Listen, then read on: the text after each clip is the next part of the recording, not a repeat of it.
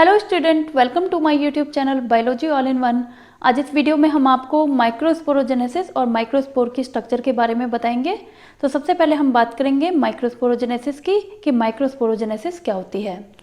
The process of formation of microspore from microspore mother cell is called microsporogenesis. Means microspore mother cell से microspore की formation को हम microsporogenesis कहते हैं।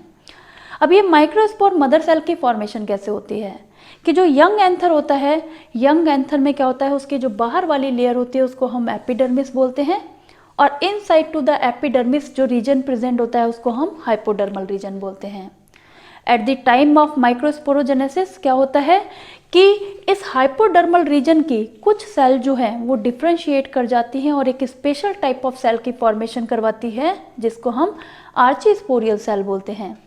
और ये आर्चीस्पोरियल सेल जो है, जैसे ही ये आर्चीस्पोरियल सेल बनती हैं तो ये आर्चीस्पोरियल सेल जो हैं वो सबसे पहले पेरिक्लिनल डिवीजन द्वारा डिवाइड करती हैं, मीन्स इस तरह से डिवाइड करती हैं और दो स्पेशल टाइप ऑफ सेल बनाती हैं। एक को हम प्राइमरी पैराइटल सेल बोलते हैं और दूसरी को हम प्राइमरी स्पोरोजिनस सेल बोलते हैं।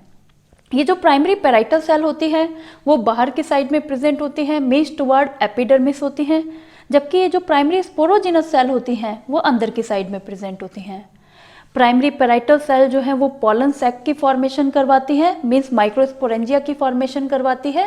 यहाँ मैंने डायग्राम से दिखाया हुआ है कि ये पॉलन सैक है जो कि किससे बना होता है, प्राइमरी पैराइटल सेल से डेवलप होता है।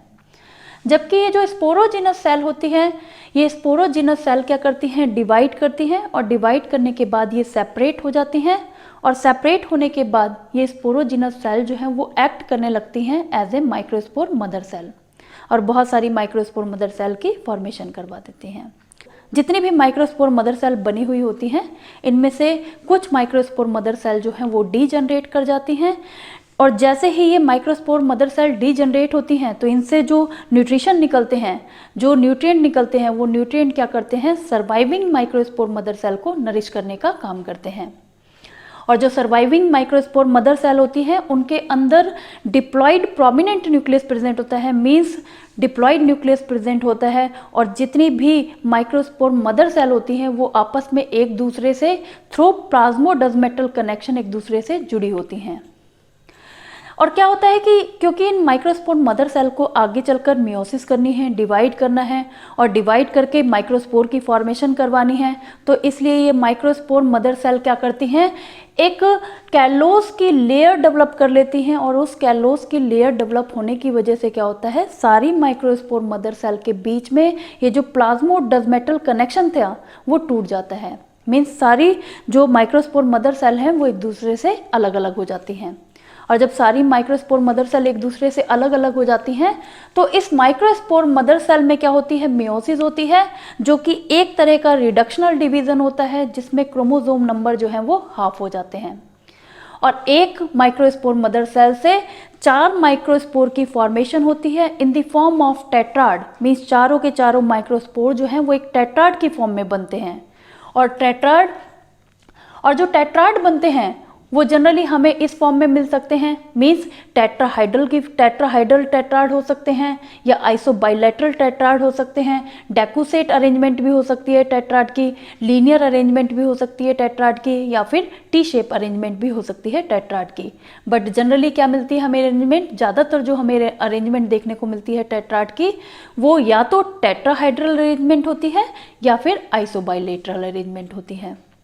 फिर ये जो टेट्राड बनता है, इस टेट्राड में जो माइक्रोस्पोर थे वो क्या हो जाते हैं, एक दूसरे से अलग अलग हो जाते हैं और अलग अलग होने के बाद ये माइक्रोस्पोरेंजिया के अंदर ही, पॉलन सैक के अंदर ही जर्मिनेट होना स्टार्ट कर देते हैं। इस तरह से माइक्रोस्पोर मदर सेल से माइक्रोस्पोर की फॉर्मेशन होती है। अब हम बात करेंगे माइक्रोस्पोर की स्ट्रक्चर की कि माइक्रोस्पोर की स्ट्रक्चर जो है वो कैसे बनी होती है।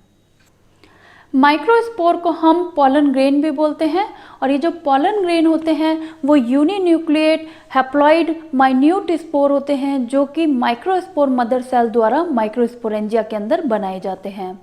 माइक्रोस्पोर की जो वॉल लेयर होती है उसको हम स्पोरोडर्म बोलते हैं और जनरली माइक्रोस्पोर के पास 2 वॉल लेयर होती हैं, एक को हम एक्साइन बोलते हैं जो कि बाहर वाली होती है और दूसरी को हम इंटाइन बोलते हैं। इसकी जो एक्साइन होती है वो मेनली स्पोरोपोलिनिन की बनी हुई होती है और ये जो स्पोरोपोलिनिन होता है वो टैपेटम की सेल द्वारा सिक्रीट करा जाता है at the time of microsporogenesis, कि जिस टाइम माइक्रोस्पोरोजेनेसिस हो रही होती है, माइक्रोस्पोर मदर सेल से माइक्रोस्पोर बन रहे होते हैं, तो उस टाइम माइक्रोस्पोरेंजिया की जो सेल होती है टैपेटम, जिसे हम टैपेटम बोलते हैं, वो टैपेटम क्या करती है, यूबिस्क बॉडी सिक्रीट करती है और वो यूबिस्क बॉडी की मेन कंपोजिशन स्पोरोपोलिनिन होती है और वही स्पोरोपोलिनिन जो है इस माइक्रोस्पोर की एक्साइन को बनाने का काम करता है।